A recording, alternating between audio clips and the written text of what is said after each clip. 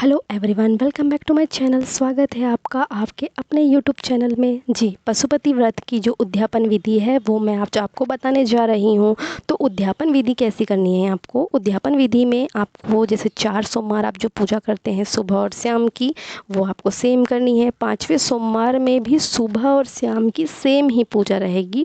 उद्यापन में अलग से क्या करना होता है, उद्यापन में आपको एक पानी वाला नारियल लेके जाना होता है। पानी वाला नारियल रहेगा और मौली धागा, जिसे हम कलावा कहते हैं, रेड कलर का होता है। जो पंडित जी कथा पूजा होती है ना हमारे घर में सत्यनारायण जी की, और लोग लाल कलर का धागा बांधते हैं, या कोई भी अन्य पूजा में भी इसका यूज़ होता है, तो उसे बोलते हैं कलावा, रेड कलर का रहता है। तो वो लेके जाना है। और दक्षिणा रखे, जैसे अमाउंट बता देती हूँ मैं, 11 या 21 या 51 या 101 रुपये। ठीक है, ये होते हैं शुभ अमाउंट, शुभ अमाउंट होते हैं। तो इस तरीके का शुभ शगुन जो होता है अमाउंट का, वो 21 रुपये होता है, या 11 रुपये, या 51 या 101, या फिर यथासंभव आपका जितना बन सके आप उस तरीके का अमाउंट रख सकते हैं। तो आपको जब मंदिर जाते हैं ना, तो क्या करना होता है कि जैसे आपने पहले सोमवार सुबह शाम की पूजा की, वैसे ही आप 4 सोमवार सुबह और शाम की पूजा करेंगे। वैसे ही 5वें सोमवार में भी आपको सुबह वही सेम पूजा करनी है जो आप पहले करते आ रहे हैं। ठीक है, सुबह की पूजा में कोई चेंजेस नहीं होगा। इवनिंग की पूजा में भी जैसा आप पहले से करते आ रहे हैं सेम टू सेम ही पूजा होगी। आपको अलग से जो उद्यापन जो बोलते हैं ना, उसमें सिर्फ इवनिंग की पूजा में ये करना है कि आपको नारियल लेके जाना है। तो नारियल आप मंदिर लेके जाएंगे, कलावा भी आप अलग से लेके जाएंगे और दक्षिणा अलग से लेके जाएंगे। मंदिर जाना है और मंदिर में जब सारी पूजा अर्चना आप कर लेते हैं जैसा आपने पहले सेम किया था उस तरीके से, फिर आपको नारियल लेना है हाथ में। उसको पानी छिड़ के, थोड़ा सा आपके पास जो गंगा जल रहता है या पानी जो रहता है, तो वो छिड़ के फिर उसमें अष्टगंध या चंदन का टीका लगाए। उसके बाद में मौली धागा ले और मौली धागा को फिर 7 बार लपेटे। ठीक है, 7 बार आपको लपेटना है। उसके बाद में उसके ऊपर फिर आपको रखना है दक्षिणा। ठीक है, और दक्षिणा रखने के बाद में उस नारियल को शिवलिंग से टच करवा करके नीचे रखना है। शिवलिंग के ऊपर आप नारियल नहीं रखेंगे। शिवलिंग पे नारियल रखने से क्या होता है, शिवलिंग का भार बढ़ता है। ठीक है, शिवलिंग में भार होता है, तो मान्यता है कि शिवलिंग में भार होता है, इसलिए शिवलिंग में कभी भी कोई सामान, कोई भी सामग्री शिवलिंग के ऊपर नहीं रखना चाहिए, हमें उसका दोष लगता है। तो इसलिए आपको शिवलिंग से छुआने के बाद में वो नारियल नीचे रखना है और अपनी मनोकामना बोलते हुए नीचे रखना है। तो जो शिवलिंग के ऊपर जो नारियल आप टच करवाएंगे, नारियल को आप हमेशा जो बूच वाला साइड बोलते हैं ना, जिधर पे मतलब जो पीछे पीछे साइड से जो थोड़ी सी बूच निकली हुई रहती है, उस साइड से आपको नारियल रखना है। सीधे मुंह के साइड से नहीं, पीछे साइड से। पीछे जो बूच वाला भाग रहता है, जो मतलब मुझे बताते नहीं बन रहा है, तो बूच वाला साइड आप देख लीजिए, और वो बूच वाले साइड से ही आपको उसको आपको अर्पित करना है, पीछे साइड से। ठीक है, पीछे साइड उनका उस साइड में शिवलिंग की तरफ होना चाहिए, और जो सामने मुख वाला साइड होता है नारियल का, वो आपकी तरफ। ठीक है, ये गलती ना करें। और इस तरीके से आप शिवलिंग से टच करवा के नारियल को नीचे रख दीजिए। अब दूसरी बात, ये दूसरा चीज़ ये है कि 108 की संख्या, 108 की संख्या में आपको कोई भी शिव प्रिय सामग्री लेके जानी है। 108 की संख्या में शिव प्रिय सामग्री जैसे बेलपत्र, सर्वप्रथम तो बेलपत्र आता है, फिर होते हैं अक्षत, जो चावल टूटे नहीं होते, वो जो पूर्ण चावल होते हैं सगे, उसको बोलते हैं अक्षत, तो वो ले सकते हैं। देखिए, बेलपत्र 108 की संख्या में ले सकते हैं। 108 की संख्या में अगर बेलपत्र ना मिले तो आप अक्षत ले सकते हैं, मतलब चावल जो पूर्ण चावल होते हैं, जो टूटे हुए नहीं रहते, वो चावल, तो उसको बोलते हैं अक्षत, वो 108 ले लीजिए। मूंग के दाने ले सकते हैं 108। अगर आप अक्षत लेके नहीं जाते तो मूंग के दाने लेके जाइए। मूंग के दाने लेके भी नहीं जा पा रहे हैं तो आप फूल रख लीजिए, शिवप्रिय फूल है, कनेर के, आंकड़े के। ठीक है, तो इस टाइप के आप फूल रख सकते हैं 108 की संख्या में। अगर आपको वो भी प्राप्त नहीं होता है 108 की संख्या में, तो आप जैसे चने की दाल चढ़ती है, ठीक है, शिवलिंग में चने की दाल चढ़ती है, समी के पत्र चढ़ते हैं, ये सब भी आप गिनतियों में 108 की संख्या में रख सकते हैं। तो ये 108 जो संख्या है, 108 की जो संख्या है, इसमें जो सामग्री आप अर्पित करते हैं, ये कार्य सफल की मनोकामना बोल करके इसको आप शिवलिंग पे अर्पित करें। नारियल आपने चढ़ा दिया, नारियल चढ़ाने के बाद में 108, जैसे कि मैं बेलपत्र अगर मुझे प्राप्त नहीं होते, क्योंकि मैंने आपको पिछली वीडियो में बताया है कि बेलपत्र कटी फटी मैंने नहीं अर्पित की जाती। मैंने उसकी बहुत सारी विधियाँ बताई हैं कि अगर आपको किन किन तिथियों में तोड़ना चाहिए, और सोमवार के दिन तो बिल्कुल नहीं तोड़ते। तो मैंने उसकी एक वीडियो दी हुई है, मैं उसकी लिंक डिस्क्रिप्शन बॉक्स में डाल दूँगी, तो और कमेंट्स में भी, तो आप देख लीजिए। तो बेलपत्र मुझे नहीं मिल पाता टाइम पे, और मेरे पास में वो तिथियाँ नहीं होती, और 108 की संख्या में मतलब क्योंकि बहुत सारी बेलपत्र तो प्रिय सामग्री वो बता दिया। तो ये 2 चीज़ है, और तीसरी चीज़ है दक्षिणा। जो पंडित जी को आपको दक्षिणा देनी चाहिए। कोई भी जैसे उद्यापन करते हैं तो दक्षिणा पंडित जी को भी दे करके आशीर्वाद ज़रूर लेना चाहिए। तो आपको एक दक्षिणा में क्या, दाल चावल, नमक मिर्च और हल्दी जो है, ये थोड़ी थोड़ी मात्रा में आप रख लीजिए कि उनका एक टाइम का भोजन हो जाए, पंडित जी का तो एक टाइम का भोजन हो जाए। ऐसी सामग्री आप बांध कर, मतलब एक सामग्री ले लीजिए और पंडित जी को आप वो दे दीजिए। कभी भी मैं आपको सावधानियाँ बताते चलती हूँ साथ साथ, कि सावधानियाँ ये रखिए कि कभी भी आप किसी को दान देते हैं ना, तो कभी भी उसको बांध के नहीं देना। जैसे आपने झिल्ली पे डाल दिया चावल, ठीक है, एक आपने पॉलीथीन लिया और पॉलीथीन में आपने डाल दिया सामान। तो सामान जब आप पॉलीथीन में डालते हो ना, तो उसको कभी बांध के नहीं देना, उसको खुला ही देना, ठीक है। तो ये दक्षिणा, मतलब दक्षिणा जो हम देते हैं ना किसी को, तो ये एक सावधानी आपको ज़रूर बरतनी चाहिए। मैंने, और इसके अलावा आपने दक्षिणा दी पंडित जी को, ये अन्न का। अब आप उनको पैसों से भी, जैसे 11 रुपये, 21 रुपये, 51 या 108, ठीक है, 101 जो मैंने आपको बताया था अभी संख्या में कि ये शुभ संख्या होती है, तो इनको भी आप जैसे दे दीजिए पंडित जी को पैसे में भी दक्षिणा, और उनका आशीर्वाद ज़रूर लें, ठीक है। पंडित जी का आशीर्वाद ज़रूर लें। मंदिर में जो बुजुर्ग रहते हैं ना, उनका भी आपको आशीर्वाद ज़रूर लेना चाहिए। घर में भी अपने सास ससुर या जैसे आपके मम्मी पापा के अगर आप पैर छूते हैं तो उनके भी आप आशीर्वाद लीजिए, ठीक है। तो बड़ों का आशीर्वाद ज़रूर लेना चाहिए। तो मैंने आपको बता दिया कि पंडित जी को भी दक्षिणा दे, और सीधा सीधा जो मतलब ये होता है चावल दाल नमक मिर्च हल्दी, इनका इसको बोलते हैं सीधा। और इसके अलावा भी आपको अगर कुछ और भी उनको देना है, अपनी यथाशक्ति संभव जितना आपका मन बन सके, तो आप वो भी आप उनको दे सकते हैं, या मिनिमम आप सीधा देना चाहते हैं सीधा भी दे दीजिए, और सीधा ना देते तो या आप अमाउंट दे करके भी उनके पैर छू करके उनका आशीर्वाद ज़रूर लें। तो इस तरीके से दक्षिणा आपको पंडित जी को भी देनी है। और मैंने आपको बता दिया कि इसको कभी बांध के दक्षिणा किसी को नहीं दिया जाता, उसको जैसा आपने डाल दिया वैसे ओपनली उनको दे दीजिए। तो ये हो गया दक्षिणा। तो इस तरीके से नारियल जो मैंने बताया किस तरीके से करना है।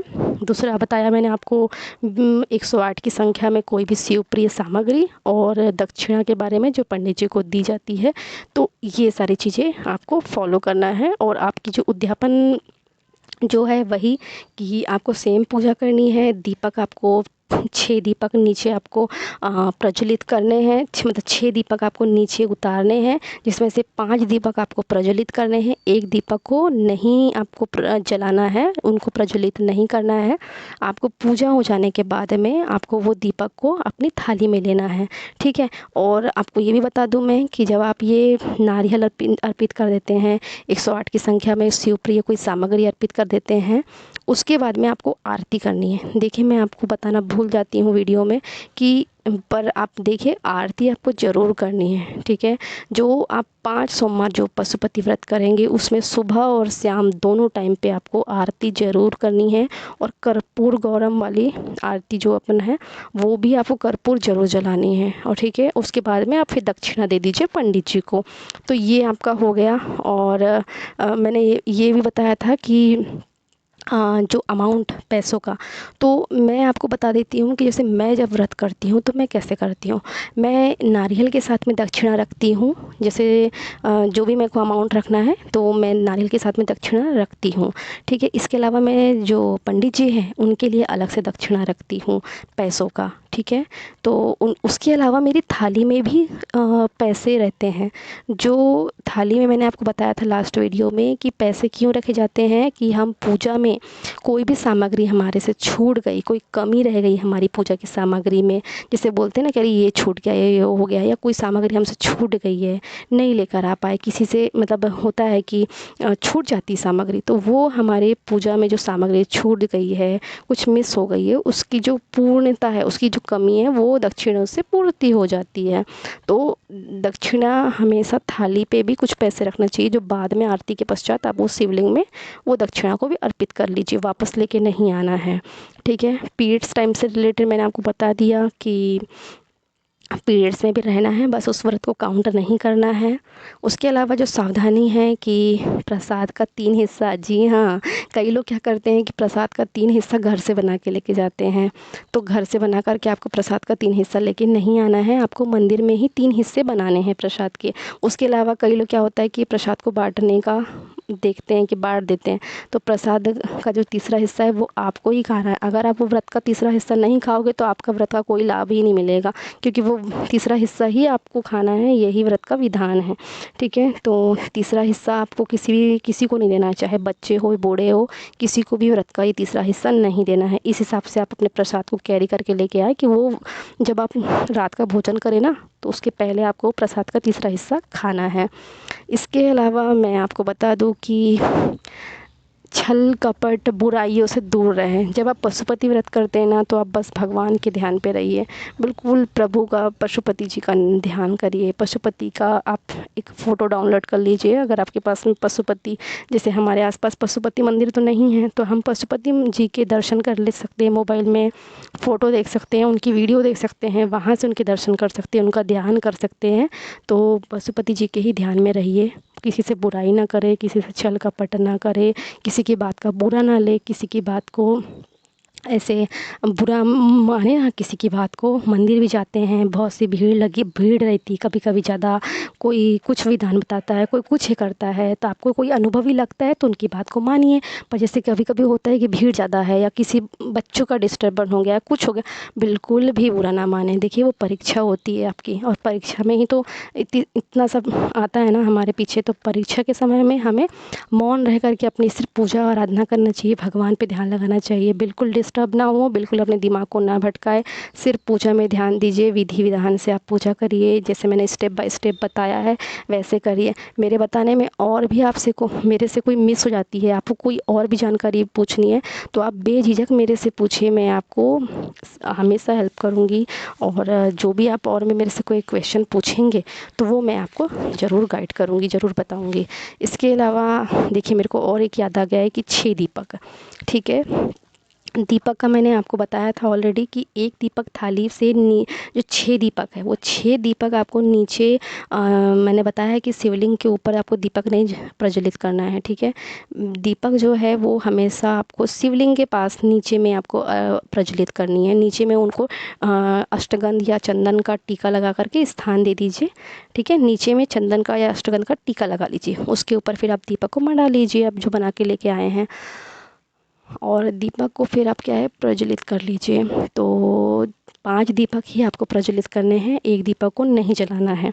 कई लोग क्या होता है कि 6 के 6 दीपक जला देते हैं और फिर उसको बुझाने के बाद में उसको थाली में रखते हैं। ऐसा नहीं करना है, आपको बिल्कुल ध्यान रखना है। बहुत सिंपल विधि है, आपको सिर्फ भोग प्रसाद, भोग का और दीपक का, इस व्रत में भोग और दीपक का सबसे ज़्यादा महत्व रहता है। और फिर उद्यापन में इन 3 चीज़ों का, नारियल का 108 की संख्या में कोई भी सामग्री, शिवप्रिय और दक्षिणा का। तो आपको क्या करनी है कि दीपक को ध्यान से प्रज्वलित करनी है। आप जल्दबाजी में, बहुत से लोगों के रहने से, चहल पहल में आप एकदम से डिस्टर्ब ना हो, ना बातों में भी ध्यान ना दे, सिर्फ अपनी पूजा में ध्यान दे। और पूजा में ही जैसे कोई मंत्र है, ठीक है, पशुपति जी का मंत्र या नहीं आता है तो जो भोलेनाथ का मंत्र है, ओम नमः शिवाय तो ये मंत्र का जाप करिए। और पशुपति जी का भी है, ओम पशुपतये नमः, ये मंत्र का जाप करते रहिए और अपना प्रत्येक सामग्री अर्पित करते करते में ये मंत्र बोलते रहिए। और ध्यान दीजिए कि एक थाली जब पूरी पूजा हो जाती है तो फिर जो एक दीपक जो आपने नहीं प्रज्वलित किया है ना, उसको उठा करके लेकर के आइए वापस अपनी थाली में। और जब घर आते हैं तो आते वक्त जो आपका राइट हैंड साइड पड़ता है आते समय, तो जो आपका मेन गेट है जहाँ से घर के अंदर प्रवेश करते हैं, मेन गेट से, गेट वाला नहीं जहाँ पे गेट लगता है वो नहीं, जो दरवाजे वाला जो अपना घर का अंदर का रहता है, वहाँ पे राइट हैंड साइड में आप वो दीपक को प्रज्वलित कर लीजिए। तो दीपक का मेन आपको ध्यान देना है, भोग का भी आपको ध्यान देना है कि घर से बना के ना लेके जाए, मंदिर में ही भोग का 3 हिस्सा करे और 1 हिस्सा आपको खाना है, 2 हिस्से आपको वहाँ पे छोड़ देना है, ठीक है। शिवलिंग के नीचे में आपको 2 हिस्से को रख देना है। फिर इसी प्रकार जो होती एक और मुझे जानकारी में आई है कि हाँ, हमें जो हम व्रत रह रहे हैं तो आपको व्रत के 1 दिन पहले और 1 दिन बाद, ठीक है, आपको जो मांस मटन है और नशीली चीज़ों का सेवन नहीं करना है। इवन व्रत वाले दिन भी आपको नशीली चीज़ों का सेवन नहीं करना है। कई लोग जैसे नशीली चीज़ों का सेवन करते हैं, बिल्कुल भी नहीं, आपको बिल्कुल अपना मुंह शुद्ध रखना है, ठीक है। बार बार जैसे आप वॉशरूम भी होकर आते हैं तो आपको पवित्र रहना है, मुंह से मतलब आप कूला करते रहिए पानी लेकर के मुंह पे, ठीक है। और ब्रह्मचर्य का पालन, जी आपको ब्रह्मचर्य का पालन भी करना चाहिए 1 दिन पहले और पशुपति व्रत के, और जिस दिन आपका व्रत है उस दिन, ठीक है, आपको ब्रह्मचर्य का पालन भी करना चाहिए। व्रत में ये चीज़ आपको ध्यान रखना है। तो कि इस तरीके से मैंने आपको ये व्रत के विधान बताया है, नियम बताए हैं, सावधानियाँ बताई है, उद्यापन विधियों की जानकारी दी है। तो इस तरीके से आप अगर इन व्रत का पालन करते हैं, इस नियमों का पालन करते हैं, सावधानियाँ बरतते हैं, उद्यापन करते हैं, तो आपको इस व्रत का लाभ शीघ्र से शीघ्र प्राप्त होता है। कुछ डाउट्स हो, कोई क्वेश्चन हो तो आप मेरे से बेझिझक पूछ सकते हैं। और मैं भोलेनाथ से प्रार्थना करूँगी कि आपका ये व्रत शीघ्र से शीघ्र इसका फल जो आप कर रहे हैं तो इसका शीघ्र से शीघ्र आपको लाभ प्राप्त हो। तो आप जब आपका ये व्रत हो और आपकी जब ये व्रत का जो लाभ आपको प्राप्त होता है, आपकी मनोकामनाएं आपकी पूर्ण होती है, तो आप मुझे प्लीज़ कमेंट बॉक्स में ज़रूर बताएं, मुझे बहुत खुशी होगी।